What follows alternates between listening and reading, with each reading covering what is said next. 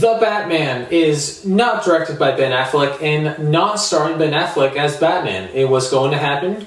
He played Batman in a few different DC movies, but it didn't happen, and here we are. That's the short version of a very long and complicated story associated with that. This one here is directed by Matt Reeves, who you may know from the Planet of the Apes movies, the newer ones that have come out recently. And it stars Robert Pattinson, or I should say Robert Pattinson, as Batman / Bruce Wayne, which when I heard he got cast, I know there were some people that were on the fence about that. They didn't know if he would be the right choice for the character. I was down. Immediately when I heard that, I was down. I'm a big fan of Robert Pattinson, I really employ people who only associate Edward from Twilight with him to check out more of his movies, because not only is he a great actor, but he's really chosen some very good projects to be a part of, The Lighthouse being my personal favorite. So yeah, I was very happy when he got cast as the character, and there are so many other people in this movie as well. We have Zoe Kravitz playing Catwoman, Paul Dano plays the Riddler, Colin Farrell is playing Penguin. Jeffrey Wright is playing James Gordon. We have Andy Serkis as Alfred Pennyworth. And that's just all the, typical characters we associate with Batman movies and comics. There are still a bunch of other characters and actors in this basically 3-hour epic of a movie, which if I am starting to talk about the things I like about this movie, yes, it is 3 hours, and I know that to some people that was shocking when that was released, how long it was going to be. For me personally though, it justifies its length. It was never boring to me. I was always invested in what was going on. There was hardly ever a dull moments, if any at all. And it did feel long. I don't want to give off the impression that 3 hours went by like that. No, it felt like I was in that theater for about 3 hours, but in a great way. I loved that it took its time telling its story, and it took this amount of time to flesh out the characters and flesh out the mystery of that takes place in this plot. Now, before I get any further, I feel like I have to talk about Robert Pattinson in this movie, because that's probably what most of you are just wanting to see. Not even if I like the movie, but what did I think of Robert Pattinson? He's a great Batman. I was very pleased with his work here, and this is a very different interpretation of the character. We're seeing Batman at a different time in his life, or at least a time that we're not so accustomed to seeing him at. He has only been Batman for about 2 years at this point, and he is still very much figuring out how to balance being Batman and also being Bruce Wayne, and being this very public figure and this very beloved person in the city of Gotham. And it was just so interesting to see Batman / Bruce Wayne in this stage of his life. And if you ask me, my interpretation is that he's pretty much Batman throughout this entire movie.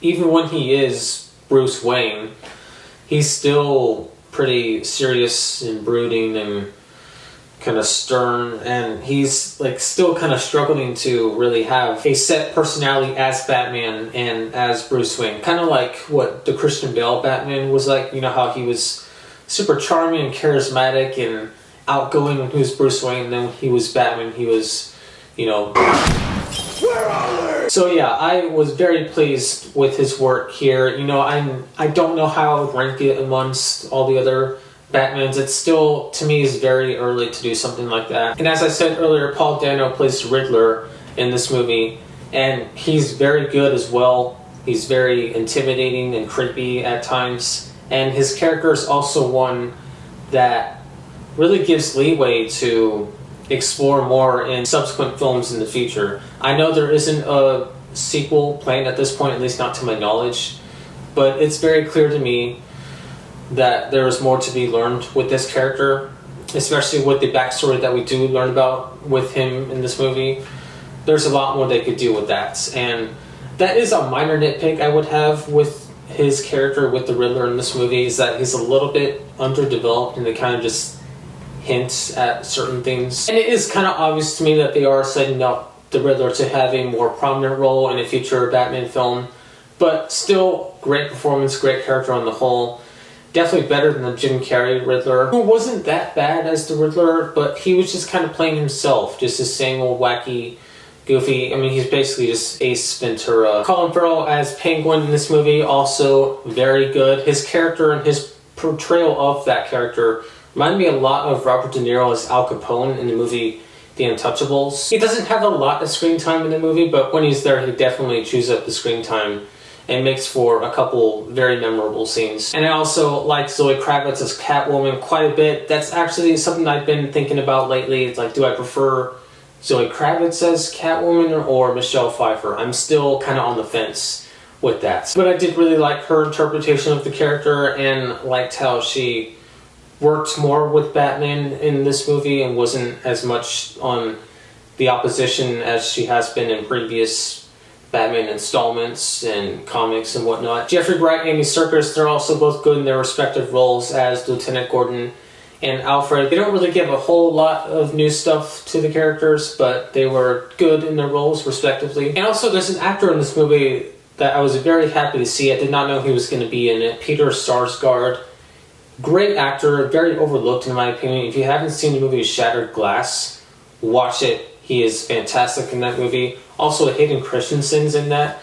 He's really good too. I know you wouldn't think that from watching the prequels, but he's actually quite good in that movie. And going back now to the mystery plot of the film that is set up right at the beginning, it's something that this movie, I think, does better than a lot of, if not all of the other Batman movies that we have up to this point. Even the Dark Knight trilogy, as great as it is, did have a few subplots throughout it that just weren't really that interesting and didn't really feel entirely necessary to the stories as a whole. This movie, on the other hand, to me was interesting and compelling from front to back, as the movie basically follows Batman trying to solve all these different riddles and just basically trying to unravel the Riddler's plan. It was always just so interesting and always made me so eager to find out what was next, what was the next thing the Riddler was going to do. And again, for it to be a nearly 3-hour movie and to me never really be boring or have any slow moments is highly commendable. Some other things I liked from this movie were the score by Michael Giacchino. I'm sure you guys all know Batman's theme in this movie from seeing the trailers. Great theme.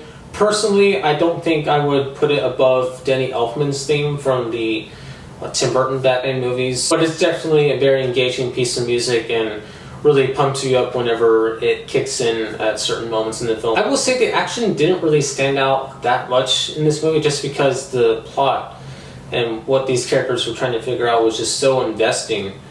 But the action, when it is there, it's kicked ass. And even with the majority of the action in this movie taking place in dark rooms or in the dark at nighttime, it still manages to be very impressive. This one particular scene I loved was when they're inside and all these guys are firing shots at Batman. And every time they fire off their guns, then there's lights. But then when they're not, then it's dark and you just hear what's going on. Super cool the way they did that scene. Kind of reminded me of Darth Vader at the end of Rogue One. I'm sure you'll know what I'm talking about. And yeah, I mean, there's just a lot to like about this movie.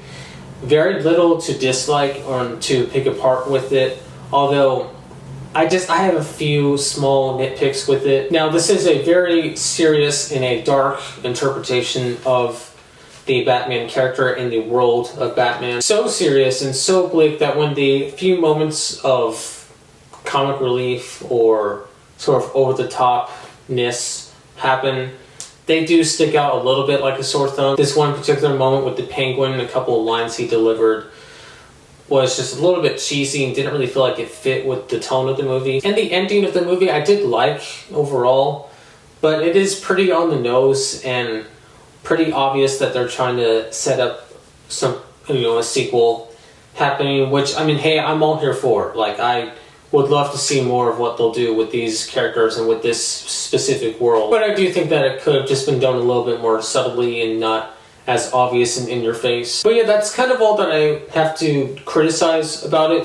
This was a pretty damn great movie. I'm so happy that it turned out this good because I did think it looked great from the trailers I had seen, but there was just a small part of me that was worried it would possibly be a flop, because it has happened enough times to me where I think a movie looks great and it doesn't end up all that good, to where I kind of just always have to keep my expectations in check. But this one exceeded my expectations. I thought it looked good. I thought it was going to be good, but it was even more than that. It was more than what I ever wanted it to be. And I'm going to give The Batman an A. Here's my rating system if you're curious. It's an extremely satisfying movie on several different ends, and I can't wait to rewatch it in the future. I'm sure you guys probably have seen it by now. If you have, please let me know what you think about it in the comments. And if you do have a ranking of your favorite Batman or favorite Batman movies, let me know that as well. But for now, that's all I got for you guys. Thank you all for watching, and I will see you all later. Peace out.